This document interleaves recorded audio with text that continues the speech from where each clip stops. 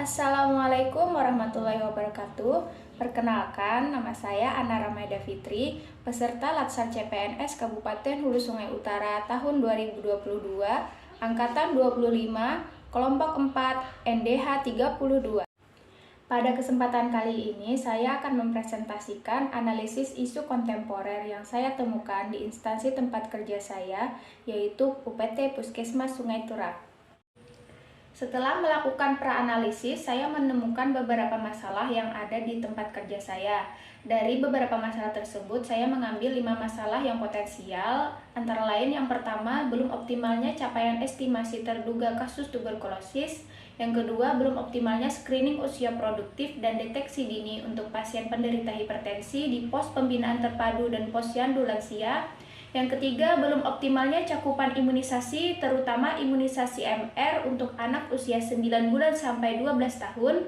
Yang keempat, belum optimalnya pelayanan rawat jalan untuk pasien tuberkulosis. Dan yang kelima, meningkatnya penemuan kasus katarak. Kemudian, 5 isu tersebut saya analisis menggunakan metode APKL. Didapatkan skor tertinggi pada isu nomor 3 yaitu 18, dan skor nomor 2 tertinggi yaitu 17 pada isu nomor 2, dan skor ketiga tertinggi yaitu 16 pada isu nomor 1. Setelah dianalisis menggunakan metode APKL, kemudian didapatkan 3 masalah pokok. 3 masalah pokok tadi saya analisis lagi menggunakan metode USG. Didapatkan skor tertinggi yaitu 14 pada masalah pokok belum optimalnya cakupan imunisasi, terutama imunisasi MR untuk anak usia 9 sampai 12 tahun. Setelah melakukan beberapa analisis, maka ditemukanlah satu isu utama, yaitu optimalisasi cakupan program imunisasi kegiatan bulan imunisasi nasional di wilayah kerja Puskesmas Sungai Turak. Kemudian, masalah utama tadi saya analisis menggunakan fishbone dengan kriteria yang pertama ada manusia atau SDM, yang kedua ada metode, yang ketiga ada sarana, yang keempat ada dana, dan yang kelima adalah lingkungan.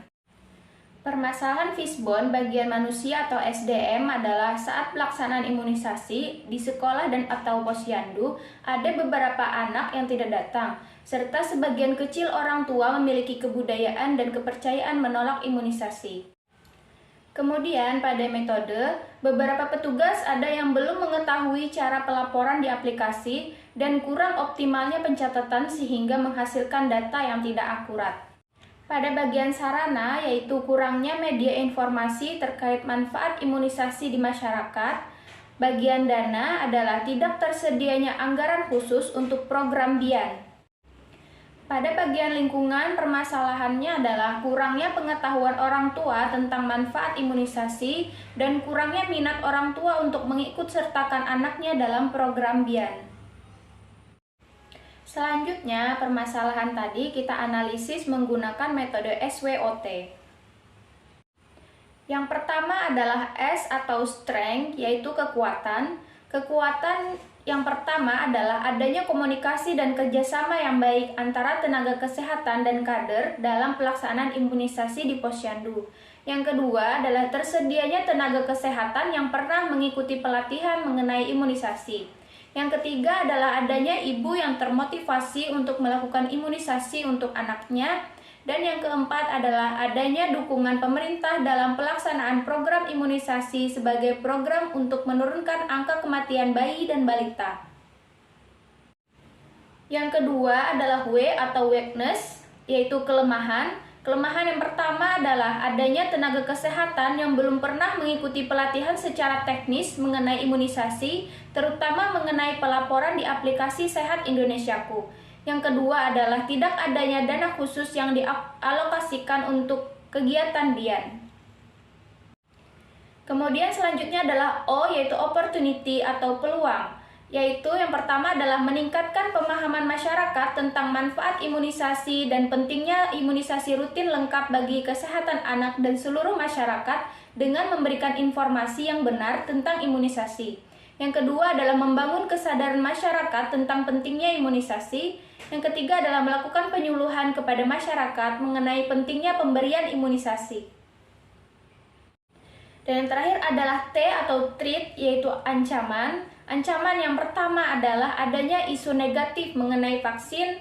Yang kedua adalah adanya kejadian KIPI sehingga orang tua ragu anaknya untuk diimunisasi. Yang ketiga adalah kurangnya pengetahuan sebagian masyarakat mengenai manfaat imunisasi dan dampak yang akan muncul akibat dari anak yang tidak diimunisasi.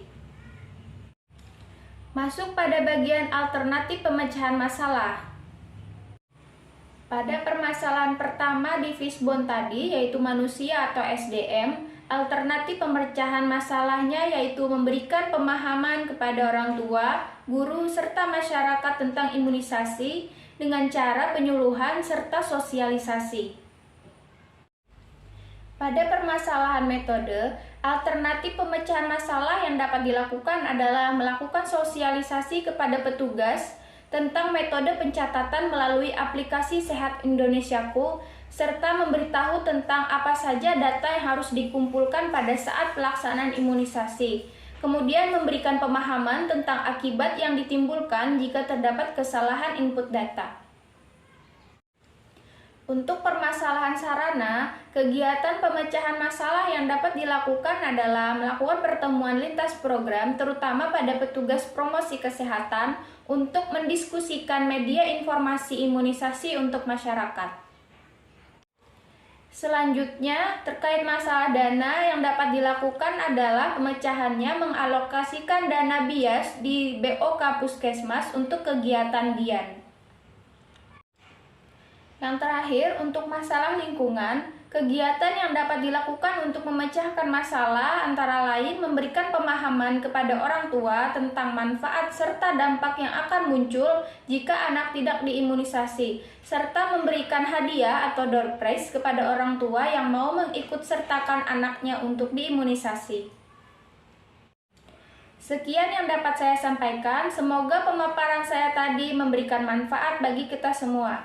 Wassalamualaikum warahmatullahi wabarakatuh.